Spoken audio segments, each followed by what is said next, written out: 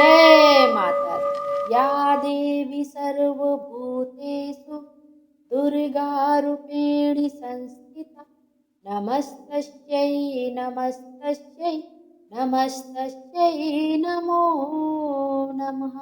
प्रेम से बोलिए माता रानी की जय। जय माता दी। आप सब भी कमेंट में माता रानी की जय अवश्य लिखिएगा। आइए आज के वीडियो में हम शारदीय नवरात्रि की व्रत कथा का श्रवण करेंगे।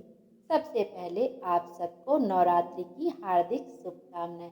माता रानी सबके जीवन में खुशियां ही खुशियां भर दे और सबका जीवन मंगलमय करे। सनातन धर्म में अश्विन माह का खास महत्व होता है। यह महीना जगत की देवी माँ दुर्गा को समर्पित होता है। इस महीने में पितृपक्ष और शारदीय नवरात्रि मनाया जाता है। कृष्ण पक्ष में श्राद्ध और तर्पण किया जाता है। वहीं शुक्ल पक्ष में शारदीय नवरात्रि मनाया जाता है। शारदीय नवरात्रि के दौरान जगत जननी माँ दुर्गा और उनके 9 रूपों की पूजा की जाती है। धार्मिक मान्यता है कि शारदीय नवरात्रि के दौरान देवी माँ दुर्गा की पूजा करने से साधक के सुख और सौभाग्य में वृद्धि होती है। साथ ही जीवन में व्याप्त सभी परेशानियों से मुक्ति मिलती है। आइए आज हम सब मिलकर माता के शारदीय नवरात्रि व्रत कथा का श्रवण करते हैं। माता के चरण कमलों में अभिनंदन करते हुए, उनको बारंबार प्रणाम करते हुए और अपनी गलतियों की क्षमा मांगते हुए और माता रानी से यह प्रार्थना करते हुए कि उनकी कथा पढ़ने वाले की सभी मनोकामना पूर्ण हो। आप जब भी कथा को श्रवण करें ओंकारा अवश्य भरते रहें। आइए अब सच्चे दिल से कथा को सुनते हैं और अपने जीवन को धन्य बनाते हैं। बोलिए माता रानी की जय। प्राचीन समय की बात है। सुरथ नाम के एक राजा थे। राजा प्रजा की रक्षा में उदासीन रहने लगे थे।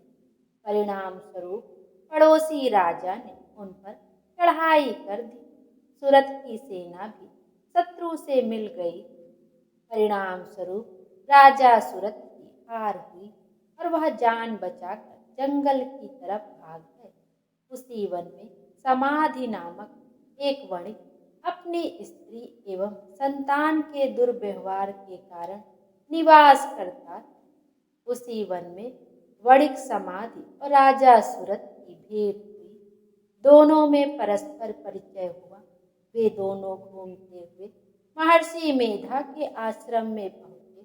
महर्षि मेधा ने उन दोनों के आने का कारण जानना चाहा तो वे दोनों बोले कि हम अपने सगे संबंधियों द्वारा अपमानित एवं तिरस्कृत होने पर भी हमारे हृदय में उनके प्रति हमारा मोह बना हुआ है। इसका क्या कारण है? महर्षि मेधा ने उन्हें समझाया कि मन शक्ति के अधीन होता है और आदि शक्ति के विद्या और अविद्या 2 रूप हैं। विद्या ज्ञान स्वरूपा है और अविद्या अज्ञान स्वरूप है। जो व्यक्ति अविद्या अज्ञान के आदि का करण रूप में उपासना करते हैं उन्हें वे विद्या स्वरूपा प्राप्त होकर मोक्ष प्रदान करती हैं। इतना सुनकर राजा सुरथ ने प्रश्न किया, हे महर्षि, देवी कौन है? उनका प्राकट्य कैसे हुआ?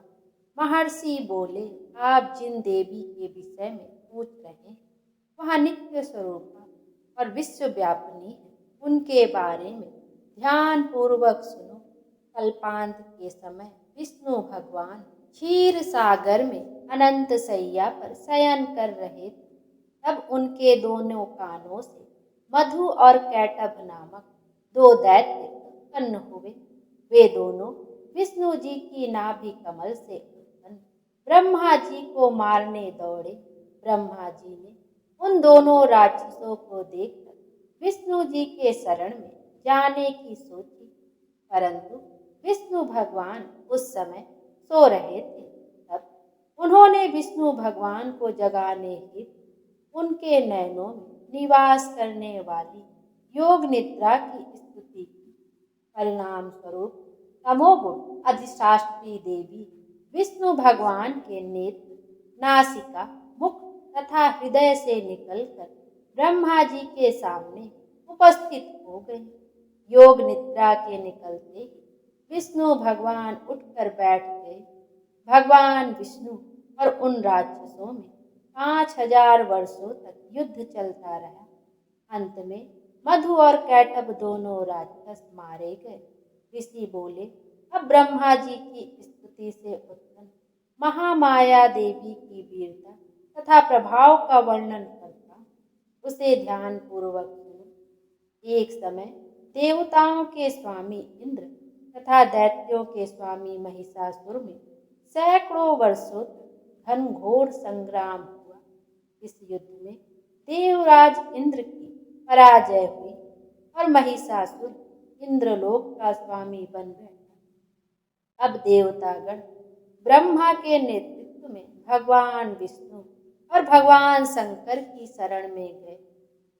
देवताओं की बातें सुनकर भगवान विष्णु तथा भगवान शंकर क्रोधित हो गए।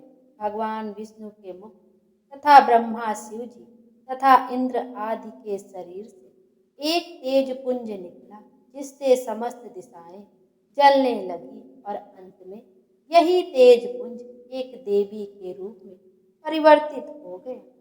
देवी ने सभी देवताओं से आयुध एवं शक्ति प्राप्त करके उच्च स्वर में अट्टहास किया, जिससे तीनों लोकों में हलचल मच गई। महिषासुर अपनी सेना लेकर इस सिंहनाद की ओर दौड़ा। उसने देखा कि देवी के प्रभाव से तीनों लोग आलोकित हो रहे हैं।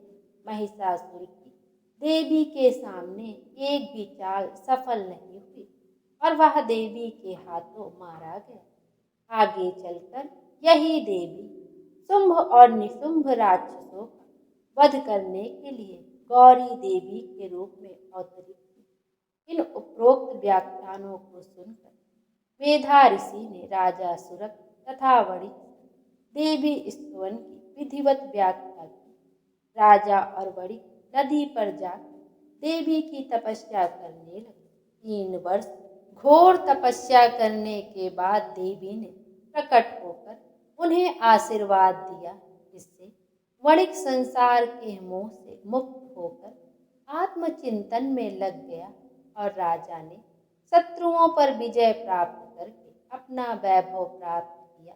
बोलिए माता रानी की जय। प्रेम से बोलो माता रानी की जय। जय माता दी।